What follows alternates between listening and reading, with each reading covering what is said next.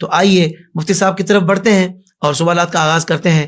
مفتی صاحب، یہی بنیادی سوال ہے کہ قرآن پاک تو سر چشمہ ہدایت ہے، ہر چیز کی رہنمائی ہمیں قرآن کریم سے ملتی ہے۔ حضور یہ ارشاد فرمائیے کہ برائیوں سے رکنے کا کیا اسلوب بتایا گیا ہے، بے حیائیوں سے بچنے کا کیا طریقہ بتایا گیا ہے، تاکہ ہمارے ناظرین کو اس معاملے میں بھی بہترین رہنمائی مل سکے۔ الحمدللہ وکفا وسلام علی حبیبہ المصطفیٰ، اما بعد فاعوذ باللہ من الشیطان الرجیم، بسم اللہ الرحمن الرحیم۔ اللہم صلی علی سیدنا محمد وآلہ واصحابہ وبارک وسلم صلاۃ دائمۃ سرمدا ابدا۔ حافظ صاحب، یہ بہت ہی عمدہ موضوع کا آپ نے انتخاب فرمایا ہے، کیونکہ دنیا میں ہر کوئی کہتا تو ہے کہ برائی سے روکنے کا ایک نظام ہو، اور ساری جتنی بھی کنٹریز ہیں ان کے ہاں جو لا ہیں، قوانین ہیں، وہ سب برائیوں سے روکنے کے لیے ہی اور انسان کو ایک صحیح راستے پر اور ایک صحیح منہج پر گزارنے کے لیے ہی بنائے گئے ہیں۔ کوئی بھی ملک بغیر قانون کے تو ہے نہیں۔ بالکل ٹھیک۔ لیکن اس کے باوجود برائیاں تو چل رہی ہیں، بے حیائیاں بھی ویسی ہیں۔ تو پریکٹیکلی جو برائیوں سے روکنے کا نظام ہے، میرے اعتبار سے میں اگر آپ کو بتاؤں تو صرف قرآن پاک کا نظام ہے۔ واہ واہ واہ۔ قرآن پاک کا جو نظام ہے، اسلوب ہے بے حیائیوں سے اور برائیوں سے روکنے کا، وہ ایسے نہیں ہے کہ برائی کو دیکھا تو اب اس کو دبا دیا ہے، بلکہ برائی جہاں سے شروع ہو رہی ہے وہاں جا کر کے روک دو، یہ جڑ سے ختم کرو۔ جڑ سے ختم کرو۔ کیا بات۔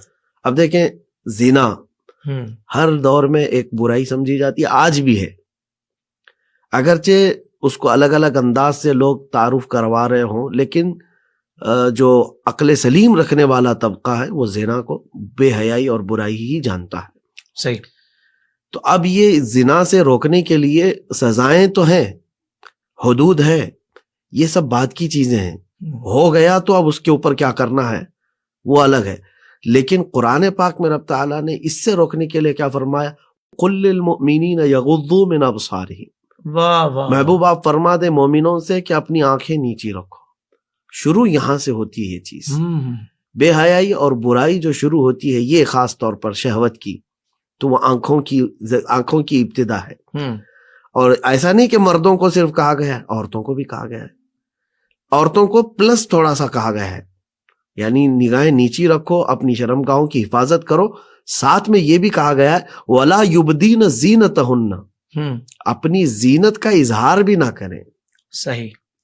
اب بہت سارے آج کے دور میں یہ کہتے ہیں نا، جب ہم عورتوں کے لباس کے بارے میں بات کریں تو وہ ہمیں پرانا دقیانوسی کہتے ہیں، فنڈامنٹلسٹ کہتے ہیں، یا پھر الگ الگ طریقے سے ہم لوگوں کو ایک بلیم کر کے لوگوں کے درمیان ایسی چھوی پیش کرنا چاہتے ہیں جیسے کہ ہم ترقی یافتہ لوگ نہیں ہیں یا ترقی کو نہیں چاہتے ہیں۔ عورتوں کے لباس پر جب بھی کہا جائے تو یہ کہتے ہیں کہ تم اپنے آپ کی حفاظت کیوں نہیں کرتے، عورتوں کو پہننے دو۔ یہ تو ایک ایسا بھونڈا سوال ہے۔ یعنی دیکھیں، فطرت ہے انسان کی، اس کے اندر شہوت ہے، اگر کسی بھی جانور کے سامنے گوشت کھلا رکھے اور پھر وہ جانور کو کہا جائے کہ منہ نہیں ڈالنا، منہ نہیں ڈالنا، تو آپ نے گوشت کو بند کیوں نہیں کر دیا؟ واہ واہ واہ۔ حفاظت کا طریقہ تو آپ کے پاس بھی ہے۔ تو اب یہاں پر عورت کو اور مرد کو دونوں کو حکم ہوا ہے کہ نگاہیں نیچی رکھو، یہاں سے شروعات ہوتی ہے۔ ابھی دیکھیں، اسلام میں جڑ پر انگلی رکھی گئی ہے، کمال، جڑ پر انگلی رکھی۔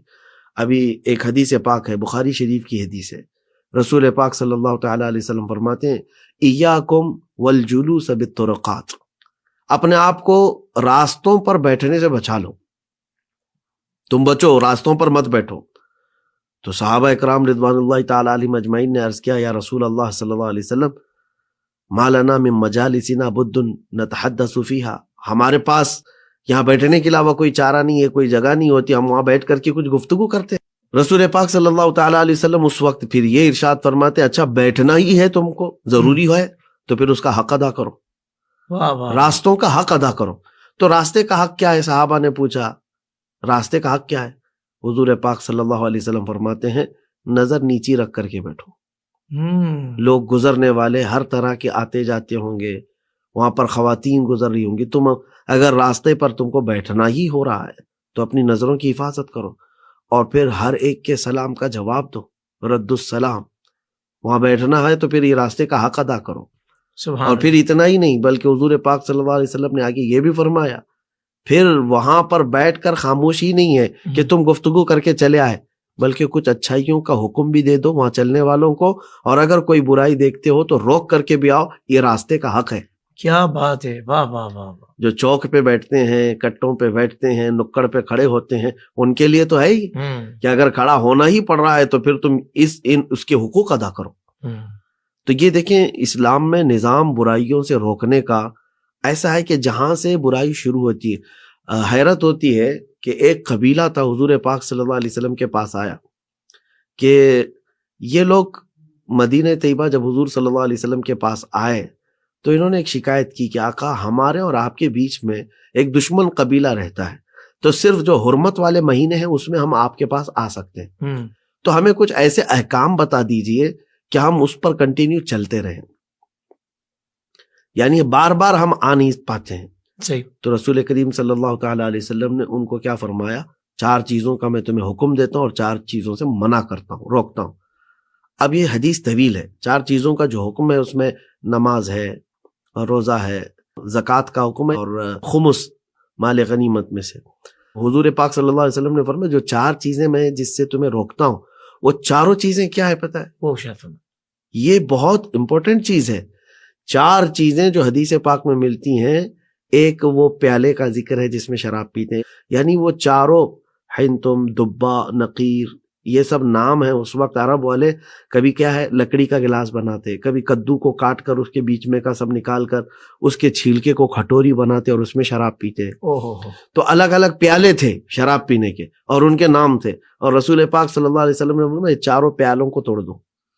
اللہ اکبر. ان 4 پیالوں سے تم کو میں روکتا ہوں. اللہ اکبر. شراب نہیں، پیالوں کا ذکر ہے. کمال ہے صاحب. تو شراب کی حرمت تو آئی ہی تھی، لیکن یہ پیالے، ہوتا یہ ہے عموماً کہ بندہ جو ہے شرابی جن پیالوں سے پیتا تھا جب وہ اسے دیکھتا ہے تو اس کی پرانی لت ہے، عادت ہے، تو کہیں وہ عود کرنا آ جائے، لوٹ کرنا آ جائے، پہلے اس جڑ کو ہی توڑ دو. کیا کہنے ہیں، واہ واہ. کتنا تم اس کو دیکھو اور نہ تمہیں خواہش پیدا ہو.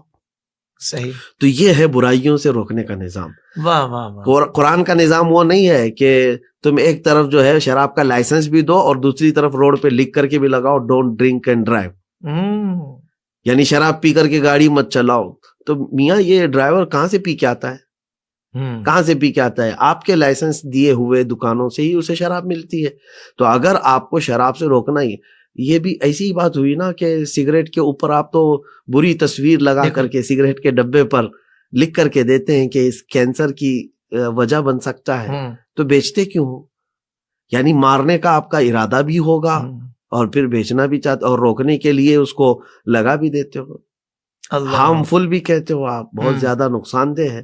تو یہ جو دغلی پالیسی ہے دنیا کی، یہ میرے سمجھ سے بالا تر ہے. اللہ. قرآن کا نظام یہ ہے کہ جو انسان کے لیے برا ہے تو برا ہے. واہ واہ واہ واہ. تو یہ ہے نظام اسلام، یہ ہے نظام قرآن، برائیوں سے روکنے کا نظام. قرآن پاک کی بہت ساری آیات ہیں. تو دیکھیں اپنی نظروں کو نیچے رکھنا ہے، یہاں سے ہے. اور پھر اس کے بعد حدیث میں اگر آپ آئیں تو حضور پاک صلی اللہ تعالی وسلم نے تو ایک ایسا نظام دے دیا، مسلمان ہی اس کو کہا ہے من سلیم المسلمون من لسانہ و یدہ، دوسرے مسلمان جس کی زبان سے اور ہاتھ سے محفوظ ہیں وہی مسلمان ہیں. اللہ اکبر. تو ابھی اس میں اتنی ساری چیزیں جمع کر دی گئی ہیں، اگر آپ کے ہاتھ سے کسی اور کو نقصان پہنچتا ہے تو پھر آپ اپنے اسلام پر سوالیہ نشان کھڑے کر رہے ہو. اللہ. آپ کے زبان سے کسی کو اگر نقصان پہنچ رہا ہے تو آپ کے اسلام پر سوالیہ نشان ہے، کیونکہ حضور نے فرمایا دوسرے مسلمان تم سے محفوظ ہیں تمہاری زبان سے اور تمہارے ہاتھ سے، تب تم مسلمان ہو. بالکل ٹھیک. تو یہ نظام جو ہے اللہ کے حبیب صلی اللہ تعالی علیہ وسلم نے جو دیا ہے، اور قرآن کا جو نظام ہے، میں چیلنج کے ساتھ کہتا ہوں اس میں وہ دگلی پالیسیاں نہیں ہیں. واہ واہ واہ. کہ کسی کو اجازت دی جائے اور کسی کو روکا جائے. اور اچھا یہ بھی میں بتا دوں، نشہ وغیرہ ساری چیزیں جو ہے اللیگل تو ہیں، لیکن آتی کیسے ہیں، بکتی کیسی ہیں. بڑے بڑے مالداروں کے لیے ایک نظام الگ بنا ہوا ہے دنیا میں، چھوٹے لوگوں کے لیے ایک الگ نظام ہے. اس عدل کی جو قتل ہوا ہے دنیا میں، اس سے تو برائیاں رکیں گی نہیں کبھی. یعنی سرمایہ دارانہ نظام بھی دیکھ لیں آپ، جو ہم۔ بڑے بڑے اثر و رسوخ والے ہیں ان کے گھروں پہ ساری چیزیں پہنچ جاتی ہیں، ساری لیکن وہی غریب اگر کر رہا ہے تو اس کے قتل تک بھی معاملات آ جاتے ہیں۔ تو اس نظام سے تو کبھی برائیاں ختم نہیں ہونی ہیں، اللہ، کبھی نہیں ختم ہوگی۔ نظام جو ہے یہ ہو کہ حضور پاک صلی اللہ علیہ وسلم کے زمانے میں ایک خاتون چوری کے جرم میں پکڑی گئی تھی، قبیلے بنو مخزوم کی۔ اب جب وہ جرم میں پکڑی گئی تو اسلام میں سزا ہے ہاتھ کاٹنا۔ صحابہ کرام نے یہ آپس میں مشورہ کیا کہ اب حضور سے ریکویسٹ کرتے ہیں، سفارش کرتے ہیں کہ اس کی جان بخشی جائے، اس کو معاف کر دیا جائے، لیکن بولنے کی ہمت کسی کی نہیں تھی۔ یہ حدیث پاک میں ہے، حضرت اسامہ بن زید کو صحابہ نے وکیل بنایا، کہا کہ آپ اندر آنا جانا آپ کا حضور کے پاس زیادہ ہے، آپ جا کر سفارش کرو۔ وہ آئے صحابہ کی وکالت لے کر کے، رسول کریم صلی اللہ علیہ وسلم سے عرض کیا، آقا یہ جو بنو مخزوم قبیلے کی لڑکی جو چوری میں آج گرفتار ہوئی ہے، سب کا خیال یہ ہے کہ اس کے ہاتھ نہ کاٹے جائیں، انہیں معاف کیا جائے۔ اللہ اکبر! اب نظام اسلام دیکھو، عدل مصطفیٰ دیکھیں۔ حضور پاک صلی اللہ علیہ وسلم جلال میں آئے، فرمایا تم سے پہلی والی قومیں اسی لیے ہلاک ہو گئی کہ ان کے بڑے لوگ جب جرم کرتے تو معاف کر دیے جاتے، اور چھوٹے لوگ جرم کرتے تو ان کو سزائیں دی جاتی۔ آگے کا جملہ حضور فرماتے ہیں، اگر فاطمہ بنت محمد سے چوری ہو جاتی بالفرض، میں اس کے بھی ہاتھ کاٹتا۔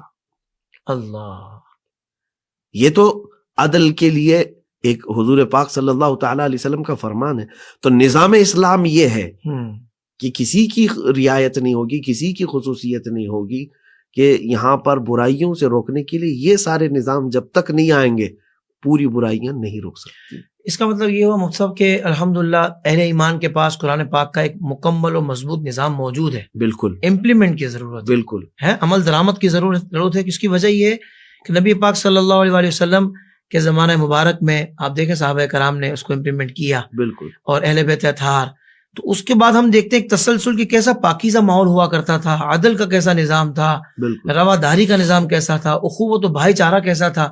ظاہر بات ہے کہ جب قرآن پر عمل کیا گیا، چونکہ نظام پورا موجود ہے، تو معاشرہ بالکل ہی بدل گیا۔ بالکل آج ہم پیچھے اس لیے جا رہے ہیں، پستی کی طرف اس لیے مسلمان جا رہے ہیں کہ وہ قرآن سے دور ہو چکے ہیں۔ بالکل حضرت ایک بنیادی سوال ہے آپ کی گفتگو سے، یہ سوال میں کرنا چاہتا ہوں کہ دیکھیں ہم نے آپ سے بھی سنا کہ نظام مضبوط موجود ہے بے حیائی سے روکنے کا قرآن پاک میں، برائیوں سے بچنے کا، اور ہم نے یہ بھی سنا کہ نماز بھی بے حیائی سے روکتی ہے۔ بالکل قرآن پاک میں موجود ہے۔ کیا وجہ ہے مفتی صاحب کہ قرآن میں نظام بھی موجود ہے، قرآن بھی پڑھا جا رہا ہے، کثرت سے پڑھا جا رہا ہے، نمازیں بھی پڑھی جا رہی ہیں، پھر بھی بندہ اگر بے حیائی سے نہیں رک رہا، برائیوں سے دور نہیں ہو رہا، اس کی کیا وجہ ہے حضور؟ یہ ارشاد فرمائیں۔ دیکھیں لازمی بات ہے کہ جب کوئی ڈاکٹر آپ کو دوائیاں دیا ہے تو پرہیز بھی بتایا ہے۔ واہ واہ واہ واہ، آپ کی بیماریاں ہیں کچھ بھی ہوں، اللہ ہزار بار نہ کرے، لیکن دوائی دینے والا ڈاکٹر جو ہے کچھ تحفظات بھی بتاتا ہے، کچھ اس کے لیے پرہیز بھی بتاتا ہے۔ صحیح۔ اب ایک مریض ہے شوگر کی بیماری کا، اور وہ دن میں 5 گولیاں کھاتا ہے، صبح 5، دوپہر میں 5، رات میں 5، 15 گولیاں کھاتا ہے، اور ڈاکٹر کے پاس مہینے بھر آ کے کہتا ہے کہ میں اتنی گولیاں کھا لیا، شوگر تو جاتی ہی نہیں۔ اب ڈاکٹر پوچھتا ہے کہ یہ کیا وجہ ہے کہ گولیاں اثر کیوں نہیں کر رہی، لیکن بندہ کہتا ہے روز 1 کلو شکر بھی کھاتا ہوں۔ او تو جڑ تو یہاں ہے، یعنی مٹھائی کا شوقین ہوں، مٹھائی لازمی کھاتا ہوں، وہ تو کھا ہی رہا ہے اور پھر گولیاں بھی کھا رہا ہے، تو اثر کیسے کرے؟ کیسے ہوگا؟ یہ اس میں گولیوں کا قصور نہیں ہے، صحیح، تمہارے اپنے پرہیز کا۔ قرآن پاک وہی مؤثر ہے، وہی اثر کرتا ہے، نمازیں بھی وہی اثر کرتی ہیں، لیکن وہی تو ہے، ہم تو مائل بکرم ہیں، کوئی سائل ہی نہیں۔ نمازیں بھی وہ بندے کے اندر انقلاب پیدا کرتی ہیں، لیکن پیالہ تو صاف ہو، واہ واہ واہ، برتن تو صاف ہو اس کا، لیکن یہ تمام وسوسے اور خیالات اور پتہ نہیں کیا کیا چیزوں سے لے کر کے کچھ لوگ تو نماز یوں پڑھ رہے ہیں جیسے کہ ان کی خالی وہ ایک ڈیوٹی نبھا رہے ہیں، فارمیلٹی پوری کر رہے ہیں، نہ ان کی قلب کی حضوری ہے، نہ ہی رب تبارک و تعالیٰ کے قرب کا شوق ہے۔ تو پھر وہ اس طرح کی کھٹا کھٹ جو مرغے کی ٹھونگ جس کو کہا گیا ہے، ان نمازوں سے کیا ہے؟ اس کو جو ہے اگر میں کہوں تو اقبال کی ایک بات یاد آتی ہے کہ خیرت نے کہہ دیا لا الہ تو کیا حاصل، دل و نگاہ جو مسلمان نہیں تو کچھ بھی نہیں۔ اللہ اکبر۔ لا الہ الا اللہ ایک کلمہ ہی تمہیں بچانے کے لیے کافی تھا، لیکن تمہارا دل اور تمہاری نگاہوں نے نہیں کہا یہ. دل و نگاہ جو مسلمان نہیں تو کچھ نہیں. کچھ نہیں. اور ایک مزے کی چیز ہے، میں مفہوم کہہ رہا ہوں، ہو سکتا ہے شعر کا وزن ادھر ادھر ہو، لیکن اقبال نے یہ بھی کہا یہ تیرے مراقبے، یہ تیرا ذکر و سرور کی محفل ہے. مراقبے بھی بہت ہیں، ذکر کی مجلس بھی ہے، سرور کی محفلیں بھی ہے، سب کچھ کر رہا ہے، لیکن آگے کا شعر کمال، آگے کا مصرع کمال کا ہے. کہتے ہیں یہ تیرا ذکر ہے، تیرے مراقبے، یہ تیرے سرور کی محفلیں، جو تیری تنہائی کی نگہباں نہیں تو کچھ بھی نہیں. ہو یعنی تو جب تنہا ہوتا ہے تب تو یہ ساری محفلیں بھی تجھے کچھ نہیں بچا پا رہی ہیں، تو کچھ ہے ہی نہیں. کیا بات ہے، کیا بات ہے. تو گویا کہ بندے کے اندر انقلاب جو ہے اس کے باطن سے آتا ہے.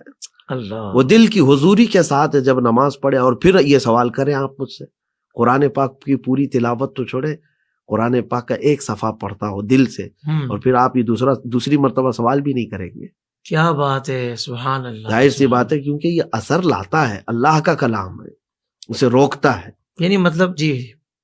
اب دیکھیں میں آپ کو بتا رہا ہوں کہ میں اکثر کبھی کبھار بیانات میں بھی اپنے شاگردوں کو یا بچوں کو ایک مثال دیتا ہوں کہ میرا عمامہ ہے، لوگ تو ویسے ملنا بھی چاہتے ہیں، محبت ہے سب کی.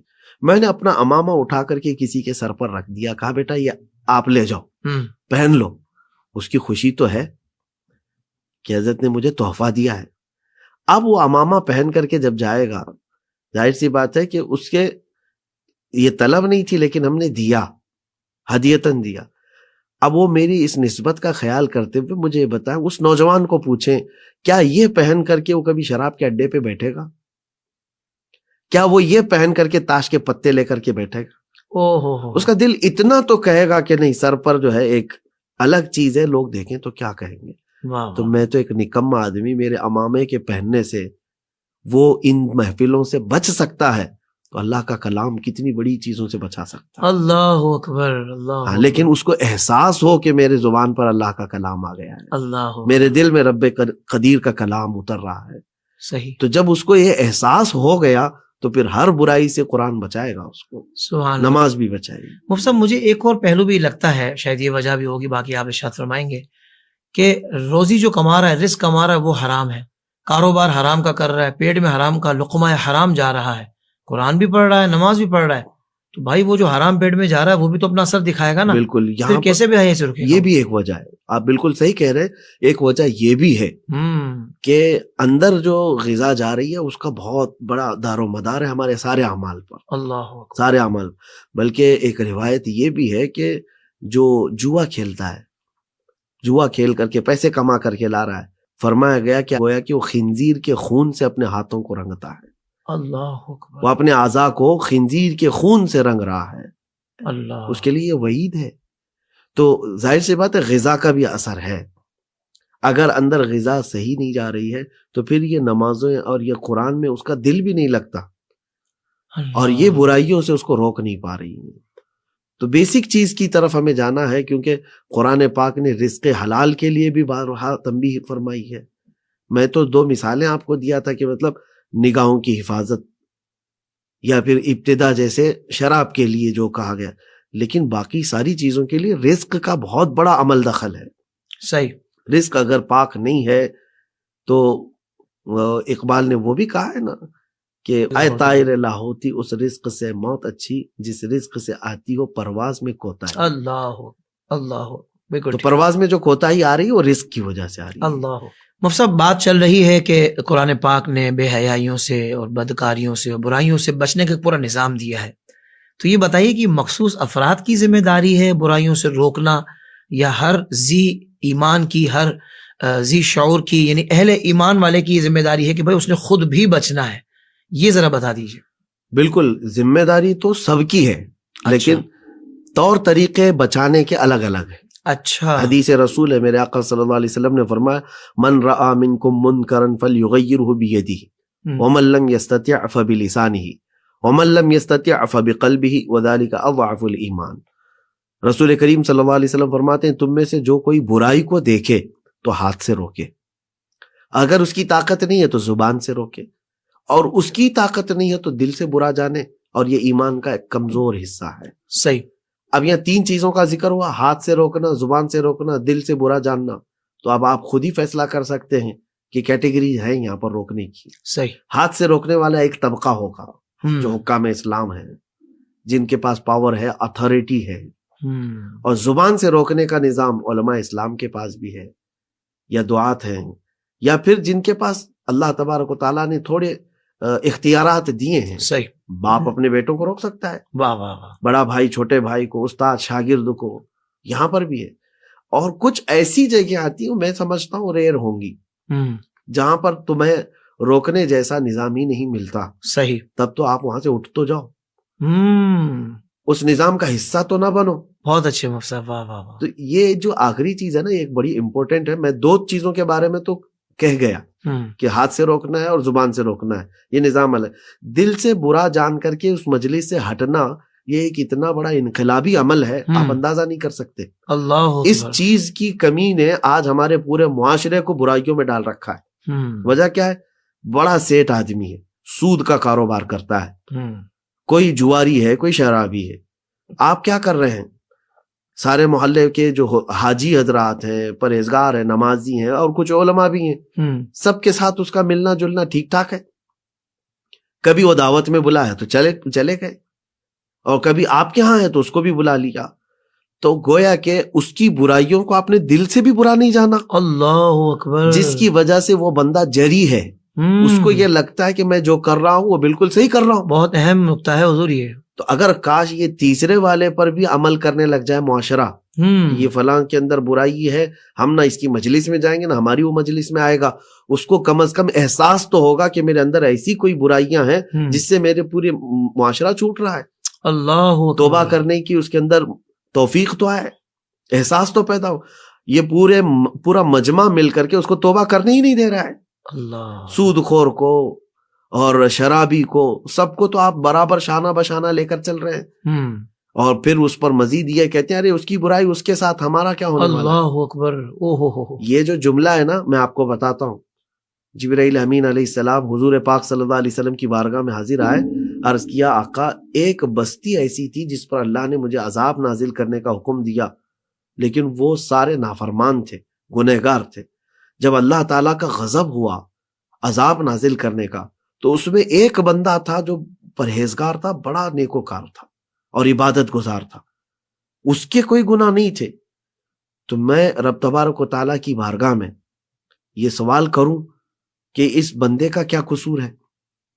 عذاب جب ہوگا تو اس قوم میں، اس بستی میں وہ بھی ہلاک ہو جائے گا. لیکن جبرائیل امین کہتے میری ہمت نہ ہو سکی. رب تبارک و تعالیٰ کی بارگاہ میں کیسے جلال رب ذوالجلال کا ہو اس وقت، تو آپ نے اس بستی پر عذاب نازل کر دیا.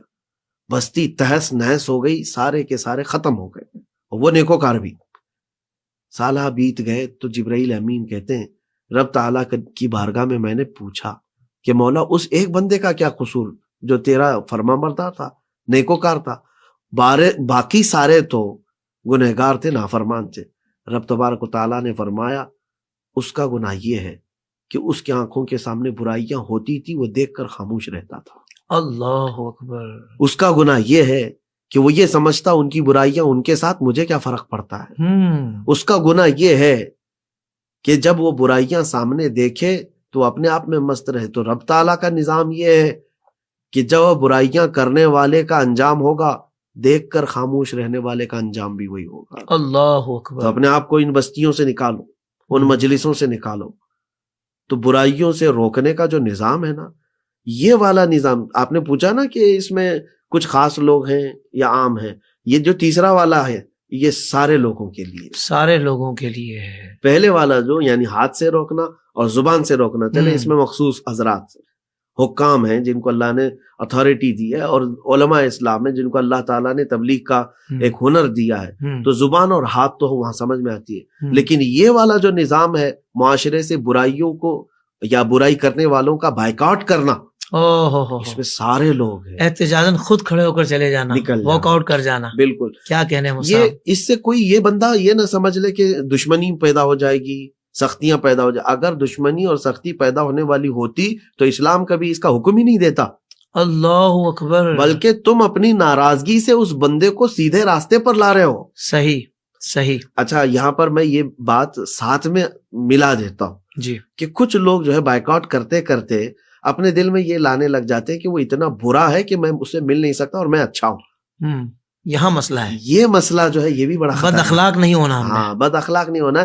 نیت آپ کی یہ ہے کہ واہ. اس کو سیدھے راستے پر لانے کے لیے میں یہ ناراضگی دکھا رہا واہ ہوں. واہ واہ واہ واہ. اور کہیں آپ نے غرور و تکبر اپنے اندر لے لیا تو پھر آپ بھی تو مارے جاؤ گے. اللہ اکبر کبیرہ. آپ بھی تو ہو سکتا ہے کہ وہ عنقریب توبہ کر لے اور تم اس سے نفرت کے سبب تم خود دوزخ میں چلے جاؤ. کبھی کبھار بائیکاٹ کرنے والوں کا یہ بھی سسٹم دیکھا گیا ہے. جی تو برائیوں سے بچانا آپ کی نیت ہے. صحیح. تو بندہ اپنی ناراضگی کا اظہار صرف اسی لیے کرے. اس کے لیے ایک مثال میں آپ کو بتا دوں کہ عمیر بن وہب مکہ کے رہنے والے، ان کا بیٹا جنگ بدر میں قیدی بن کر کے حضور کی بارگاہ میں آیا، پکڑا جی. گیا ہے. اب عمیر بن وہب کو شیطان قریش کہا جاتا تھا. اب بیٹا جب قیدی ہو کر کے آیا ہے تو بڑے پریشان. مکہ میں صفوان نامی ایک اور شخص ہے، اس کا باپ بدر میں مارا گیا ہے. تو تقریباً تکلیف دونوں کی ایک طرح کی ہے. وہ بھی غصے میں خون پی رہا تھا. دیکھا عمیر، پوچھا کیا بات ہے؟ کہا میرا بیٹا تو محمد صلی اللہ علیہ وسلم ان کے ساتھیوں نے گرفتار کر رکھا ہے، دن رات اس میں پریشان. صفوان بڑے پیسے والا تھا، کہا آؤ. دونوں لوگوں نے بیٹھ کر کے کیا فیصلہ کیا؟ صفوان نے کہا میں تیرا سارا قرضہ ادا کروا دوں گا، تیرا مال ساری، بس ایک کام کر، ایک تلوار لے، اس کو زہر میں بجھا کر جا، محمد کا قتل کر دے. معاذ اللہ رب العالمین. تیار بھی ہو گیا عمیر بن وہب، تلوار لے کر کے مدینے آپ گیا. ادھر صفوان انتظار کر رہا تھا، روز خبر سنتا تھا کہ کیا ہوگا. اب جو مجھے بتانا ہے نا، اس میں پوری طویل حدیث ہے. عمیر بن وہب جس وقت یہاں پہنچا تو اس وقت رسول کریم صلی اللہ علیہ وسلم مسجد میں اندر تھے اور باہر عمر ابن خطاب رضی اللہ تعالیٰ عنہ چند صحابہ کے ساتھ کھڑے تھے. نظر کیا پڑی عمیر بن وہب پر، چوکنا ہو گئے. اور صرف چوکنا کیا، وہ تو حضرت عمر ہے. کیا کہا، الفاظ سنیے، پکڑو اس کو. صحابہ پکڑ لیے اور اس کے بعد حضرت عمر نے اس کی گردن میں یہ رومال ڈال کر کے گھمایا اور کہا کہ اس کو میں نہیں چھوڑوں گا. پورے بدر میں کفار کو بھڑکانے والا انسان تھا یہ. تو پھر فیصلہ اپنے ہاتھ میں نہیں لیا، کہا کہ صحابہ سے اس کو پکڑ کے رکھو، پہلے معاملہ میں پوچھ کے آتا ہوں حضور سے. اللہ. اندر آئے، حضور پاک صلی اللہ علیہ وسلم سے عرض کیا کہ شیطان قریش عمیر بن وہب آیا ہے، اس کی نیت اچھی نہیں لگ رہی ہے مجھ کو. بھانپ لی، عاشق رسول بھانپ لیتا ہے. تو رسول پاک صلی اللہ علیہ وسلم نے فرمایا کہ اندر تو لیا اس کو، دیکھتے ہیں. اسی طرح پکڑ کر کے لے کے آئے. اندر آنے کے بعد حضور پاک صلی اللہ علیہ وسلم نے پوچھا کیا بات ہے عمیر، کیوں آئے؟ کہا بیٹے کی خیریت پوچھنے آیا ہوں. جھوٹ بولا، بیٹا آپ کے پاس گرفتار ہے، قیدی ہے، میں خیریت لینے آیا ہوں. حضور نے فرمایا بیٹے کی خیریت لینے آئے تو تلوار کیوں لے آئے؟ اللہ اکبر. تو تلوار دکھانے کے لیے پھینک دیا اور کہا اس تلوار کا کیا فائدہ، بدر میں تلواریں ہمارے پاس تھی لیکن فتح آپ ہی کی تھی. تو حضور پاک صلی اللہ علیہ وسلم نے جلال میں کہا عمیر بہانے مت بناؤ، وہ بات کہو جو صفوان کے ساتھ تم نے کیا ہے. اللہ اکبر. یہ مخبر ہے صادق صلی اللہ علیہ وسلم. آج بھی اللہ نہ ہنجار حضور پاک کے پیٹھ پیچھے علم کی بات کرتے ہیں. اور رسول پاک صلی اللہ علیہ وسلم نے جیسی یہ فرمایا پورے جسم میں کپ کپی تاری ہو گئی، لرزہ تاری ہو گیا. کہا کہ اب کیا کہنا کیا ہے کہ میں وہاں کیا بات کیا، اب تو صرف اتنا کہتا ہوں اشہد ان محمد رسول اللہ، میں گواہی دیتا ہوں کہ محمد صلی اللہ علیہ وسلم اللہ کے رسول. اب دیکھیں منظر بدل گیا، منظر بدل گیا. بات اتنی تھی کہ حضور پاک صلی اللہ علیہ وسلم نے معاف بھی فرمایا. اب وہی عمر ابن خطاب، مجھے جو بات کرنی تھی یہی ہے کہ باہر لے کر کے ہاتھ پکڑ کر کے آتے ہیں، گلے میں ہاتھ ڈال کر کے لے کے آئے باہر. پہلے وہ رومال گلے میں ڈال کر کھینچ کے اندر لائے تھے، اب گلے میں ہاتھ ڈال کر کے باہر لے آئے اور اپنے ساتھیوں سے کہتے ہیں اے لوگ اب الفاظ سنو، الفاظ سنو. حضرت عمر فاروق کہتے ہیں تھوڑی دیر پہلے خنزیر مجھے اس سے اچھا لگتا تھا. یہ بندہ، میں اس کو خنزیر سے بدتر سمجھتا تھا، لیکن میں نے دیکھا کہ حضور پاک صلی اللہ علیہ وسلم کی بارگاہ میں سر تسلیم خم کر دیا ہے. تو آپ حضرت عمر کی جملے سنیں، کہتے ہیں اب میرے حقیقی بیٹے سے زیادہ مجھ کو یہ عزیز ہے. اللہ اکبر، اللہ اکبر. یہ نظام ہے. برائیوں سے روکنے کے لیے انہوں نے ناراضگی دکھائی ہے، شدت تو دکھایا ہے، لیکن جب وہ برائی ختم ہو گئی ہے تو کہتے ہیں میرے بیٹے سے زیادہ عزیز. اللہ